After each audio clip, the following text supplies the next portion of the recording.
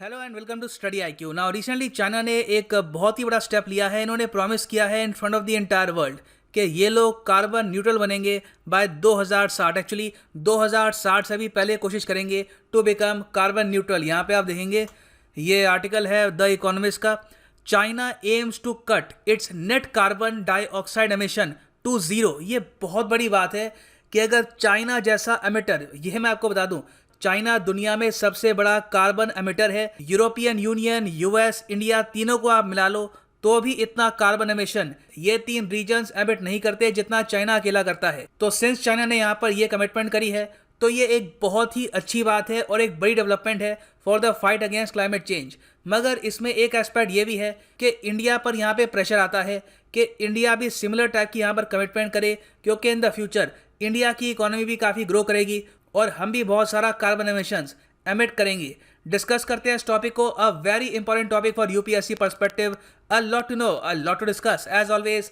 But before we begin, Google Play Store पे जाओ, download the study IQ education app और यहाँ पे आप खरीद सकते हैं मेरा साइंस एंड टेक कोर्स। एक बहुत ही यूजफुल कोर्स है फॉर यूपीएससी पर्सपेक्टिव। और रिसेंटली आपने देखा होगा कि यूपीएससी प्रीलिम्स में साइंस एंड टेक के जो क्वेश्चंस हैं ये काफी ज्यादा अनकन्वेंशनल आ रहे हैं और काफी जो यूनिक फील्ड्स हैं उससे भी ये क्वेश्चन पूछ रहे हैं। So this course will help you a lot in your UPSC preparation by the science and tech course on study IQ education app। Now जो चाइना का प्रॉमिस है ये कहाँ पर डिलीवर किया गया? शी जिनपिंग का रिसेंटली एक वर्चुअल एड्रेस हुआ to the United Nations General Assembly. यहाँ पर इन्होंने ये कहा, वी मतलब कि China aim to have CO2 emissions, carbon dioxide emissions peak before 2030। तो ये कह रहे हैं कि अभी के लिए जो भी हम CO2 एमिशंस एमिट कर रहे हैं, जो भी पोल्यूशन हो रहा है हमारी तरफ से और कंट्रीब्यूशन हो रहा है क्लाइमेट चेंज की तरफ, ये पीक कर जाएगा, सबसे हाईएस्ट लेवल पर पहुंच जाएगा 2030 से पहले। उसके बाद आपको दिखेगा एक डाउनफॉल, मतलब कि हमारी तरफ से CO2 एमिशंस कम होना स्टार्ट हो जाएंगे और 2060 तक CO2 एमिशंस के मामले में हम जीरो कंट्रीब्यूशन कर रहे होंगे। ये चाइना का यहाँ पर कहना है। क्या इसका मतलब ये है कि चाइना से बिल्कुल CO2 निकलेगा ही नहीं? ऑब्वियसली ये पॉसिबल नहीं है, मगर इसका मतलब ये है कि CO2 प्रोड्यूस करने की जो एक्टिविटीज़ हैं, फॉर एग्जांपल कोयले को जलाना, ऑयल का यूज़ करना, ये सब जो एक्टिविटीज़ हैं टू प्रोड्यूस एनर्जी, ये बहुत हद तक कम कर देंगे और ये फोकस करेंगे सोलर, विंड और न्यूक्लियर पावर पर। और फिर भी अगर मान लीजिए कुछ CO2 एमिट होता भी है तो उसको ये कट करने की कोशिश करेंगे थ्रू कार्बन सिंक, मतलब कि अपने देश में बहुत ही बड़े स्केल पर ये फॉरेस्ट प्लांट करेंगे और ये कोशिश की जाएगी कि अगर थोड़ा बहुत CO2 यहाँ पर एमिट हो भी रहा है तो अपने आप ग्रीनरी उसको एब्जॉर्ब कर ले। अब पहला क्वेश्चन यहाँ पर यह आता है कि क्या ये स्टेप काफ़ी है? देखो, अपनी तरफ से चाइना ने जो कमिटमेंट करी है बहुत सराहनीय है, अच्छी बात है, मगर ये काफ़ी नहीं है। इसमें ये एक चीज़ और ऐड कर सकते थे, मिथेन, कि मिथेन में भी हमारा कॉन्ट्रीब्यूशन ज़ीरो होगा, क्योंकि अभी के लिए आप अगर देखो तो कार्बन डाइऑक्साइड ऑल्दो 3/4 कंट्रीब्यूट करता है टू क्लाइमेट चेंज, मिथेन भी एक बहुत ही बड़ा कंट्रीब्यूटर है और ये अलग तरीके से हीट को ट्रैप करता है प्लैनेट अर्थ में। तो आप अगर देखिए उन ग्रीन हाउस गैसेस को जो कॉज करती है क्लाइमेट चेंज,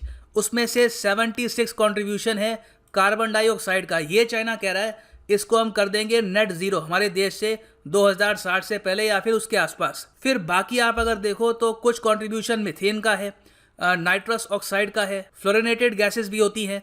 तो आई थिंक अगर यहाँ पे ये मिथेन और नाइट्रस ऑक्साइड को ऐड कर लेते तो that would have been much better, मगर फिर भी कार्बन डाइऑक्साइड को भी यहाँ पर ऐड करना ये काफ़ी अच्छा स्टेप है। अब क्वेश्चन यहाँ पर यह आएगा कि चाइना ये सब करेगा कैसे, क्योंकि इसके लिए बिलियंस की इन्वेस्टमेंट चाहिए होगी।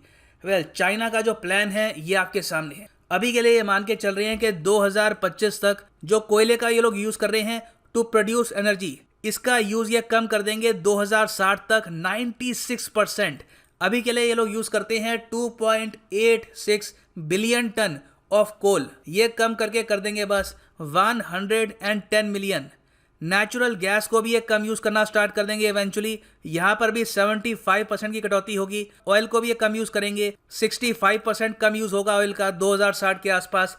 हाइड्रो पावर में ये बढ़ावा करेंगे, 50% तक का उपयोग ज़्यादा होगा टू प्रोड्यूस एनर्जी। बायोमास का ये लोग यूज़ करेंगे, यहाँ पर 100% का इजाफा होगा। विंड एनर्जी को ये लोग प्रमोट करेंगे, यहाँ पर आप देखेंगे 346% का यहाँ पे ये लोग इंक्रीज़ करेंगे। फिर आप अगर देखो तो न्यूक्लियर पावर में सबसे ज़्यादा ये इंक्रीज़ करेंगे, इसके यूजेज में अराउंड एंड 82%। तो जहां तक बात आती है विंड पावर की, चाइना काफ़ी हद तक यहाँ पर सेल्फ रिलायंट है। न्यूक्लियर कॉपरेशन इनकी रशिया से आज के समय बहुत डीप है। रशिया बहुत से न्यूक्लियर प्लांट बना रहा है ऑल ओवर चाइना, और इसके बदले में इनको बिलियंस ऑफ डॉलर्स भी मिल रहे हैं, मतलब कि रशियन फेडरेशन को। प्राइमरली रशिया की जो कंपनी है रॉसएटम, इन्होंने बहुत से एग्रीमेंट साइन किए recently with China's national nuclear corporation. अगर हम इतिहास में देखें तो 1999 में ही रशिया और चाइना ने मिलकर एक बहुत ही important nuclear power plant setup किया था in the Jiangsu province of China. तब से लेकर अब तक चाइना में आप अगर देखो तो न्यूक्लियर पावर की कैपेसिटी बहुत बढ़ चुकी है, और चाइना मानता है कि the future belongs to nuclear power. और बाय द वे मैं आपको ये भी बता दूं कि रशिया और चाइना की जो कॉपरेशन है ग्लोबल लेवल पर, इनकी जो एक तरीके से आप कह सकते हैं स्ट्रेटेजिक पार्टनरशिप है, उसमें एक बहुत ही इंपॉर्टेंट पिलर है न्यूक्लियर एनर्जी। 2010 में ही व्लादिमीर पुतिन ने यह कह दिया था कि of course our cooperation with China is not limited to hydrocarbons. ऐसा नहीं है कि हम उनको बस natural gas, crude oil supply करेंगे।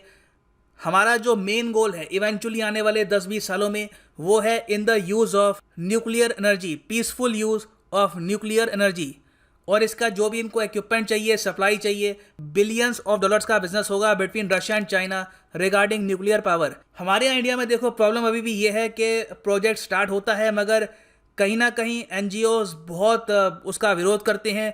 हमारे यहाँ अगर एक न्यूक्लियर प्लांट भी कंस्ट्रक्ट करना होता है तो उसके लिए कई अप्रूवल चाहिए होते हैं, काफ़ी प्रदर्शन होते हैं, एनजीओज वार्न करते हैं कि यहाँ पे डिजास्टर हो जाएगा, काफ़ी कंट्रोवर्सी होती है रिगार्डिंग लैंड एक्विजिशन। तो हमारे यहाँ जो प्रोसेस है to shift to nuclear power, ये काफ़ी हद तक स्लो है। बाय द वे मैं यहाँ पर ये नहीं कह रहा कि एनजीओ गलत हैं, जो लोग प्रोटेस्ट कर रहे हैं वो गलत हैं। कई जगह उनके जो पॉइंट्स हैं वो वैलिड हैं, मगर हमारे यहाँ ये देखा गया कि कहीं भी अगर मान लो इस टाइप का प्लांट हम बिल्ड कर रहे हैं तो उसके against protest almost immediately start हो जाते हैं। नाउ एक बार कंपेयर करते हैं चाइना की कमिटमेंट को विद द ग्लोबल सिनेरियो। कई देश हैं बाय द वे चाइना की तरह जिन्होंने कमिटमेंट करी है कि 2050 तक हम लोग net zero emissions, carbon emissions produce करेंगे। फॉर एग्जांपल जो ईयू है, यूरोपियन यूनियन, इन्होंने भी ये कहा है कि हम लोग net zero emissions status achieve कर लेंगे बाय 2050, जो अच्छी बात है। कई और देश हैं जैसे कि साउथ अफ्रीका है, न्यूजीलैंड है, वो भी कह रहे हैं कि इस टाइप की जो कमिटमेंट है हम फुलफिल करेंगे बाय 2050। मगर यहाँ पर चाइना का कमिट करना काफ़ी हद तक मैटर करता है, क्योंकि यूरोपियन यूनियन से काफ़ी बड़ी इकोनॉमी है चाइना की, आबादी काफ़ी बड़ी है, और इन द फ्यूचर भी यहाँ पर ग्रोथ ज़्यादा होगी compare to the European Union. Now India की अगर हम बात करें तो इंडिया ने अभी तक बहुत ही लंबी कमिटमेंट कोई करी नहीं है। जो भी हमारी कमिटमेंट है ये 2030 तक सीमित है, और ऑल्दो इंडिया पे काफ़ी प्रेशर बनाया गया है कि इंडिया भी 2050, 2060 तक के कुछ टारगेट दे, कुछ कमिटमेंट करे। अभी के लिए इंडिया ने ऐसी कोई कमिटमेंट करी नहीं है, मगर चाइना ने सिंस एक प्रॉमिस कर दिया है तो उसके बाद इंडिया पर प्रेशर और ज़रा बढ़ेगा कि इंडिया भी सिमिलर टाइप की कमिटमेंट करे। अभी के लिए अगर हम बात करें रिगार्डिंग क्लाइमेट चेंज, तो इंडिया के ये वादे हैं दुनिया को। पहले तो हमने ये कहा है अंडर पेरिस एग्रीमेंट कि जो एमिशन इंटेंसिटी है ऑफ जीडीपी, ये हम कर देंगे 33 to 35% below 2005 levels bye 2030,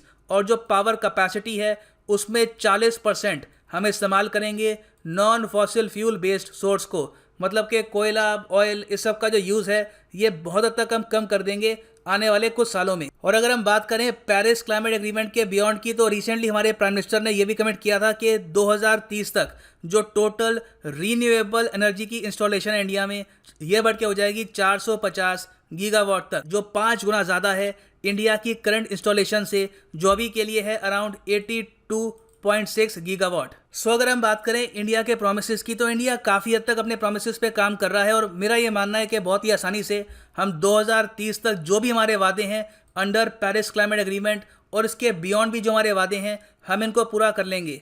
India ने ऑलरेडी जो अपनी एमिशन इंटेंसिटी है ये रिड्यूस कर ली है by over 21% between the period 2005 to 2014।